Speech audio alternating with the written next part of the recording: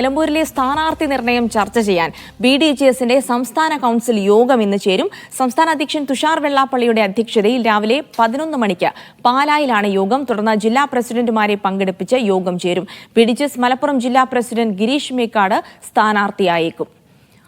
Nitin Xavier വിവരങ്ങൾ നൽകാനായി ചേരുന്നുണ്ട്. നിതിൻ, മത്സര ചിത്രം വ്യക്തമാകണമെങ്കിൽ ഇനി BDJSൽ നിന്നുകൂടി ആരെങ്കിലും ഉണ്ടോ എന്നുള്ള കാര്യം കൂടി വ്യക്തമാകേണ്ടതുണ്ട്. എന്തായാലും ഇപ്പോൾ മത്സരിച്ചേക്കുമെന്നുള്ള സൂചനകൾ തന്നെയാണ് പുറത്തു വരുന്നത്, അല്ലേ?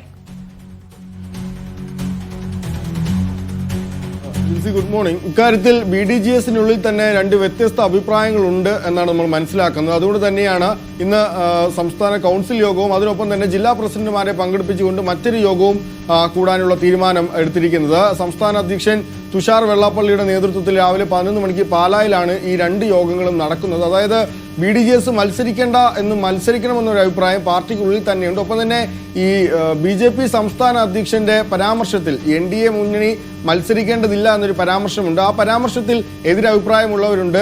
ഒപ്പം തന്നെ അത് മുന്നണിക്കുള്ളിൽ തന്നെ വലിയ കൺഫ്യൂഷൻ ഉണ്ടാക്കി എന്നൊരു അഭിപ്രായമുള്ളവരുമുണ്ട്. അതുകൊണ്ട് തന്നെ ഇക്കാര്യങ്ങളെല്ലാം ചർച്ച ചെയ്യാൻ വേണ്ടിയാണ് ഇന്നത്തെ യോഗം ചേരുന്നത്. സ്ഥാനാർത്ഥി നിൽക്കണമെന്ന് തീരുമാനിക്കുകയാണെങ്കിൽ ഗിരീഷ് മേക്കാട് തന്നെയാകും സ്ഥാനാർത്ഥി. 2016 നിയമസഭാ തെരഞ്ഞെടുപ്പിൽ മത്സരിച്ച ആളാണ്.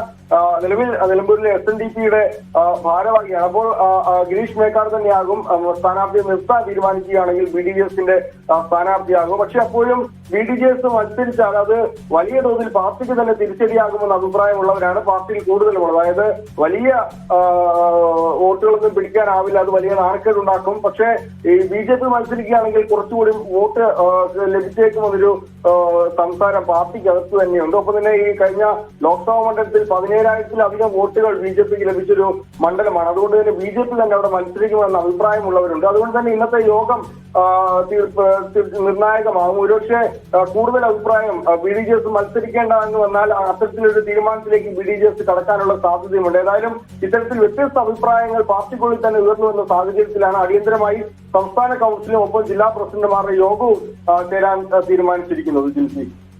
ശരി നിതിൻ, എന്തായാലും BDJS മത്സരിക്കുമെന്നുള്ള കാര്യത്തിൽ ഒരു അന്തിമ തീരുമാനം ഇന്നുണ്ടായേക്കും. സംസ്ഥാന കൗൺസിൽ യോഗം ചേരുന്നുണ്ട് തുടങ്ങിയ വിവരങ്ങളാണ് നിതിൻ സേവ്യർ നൽകിയത്.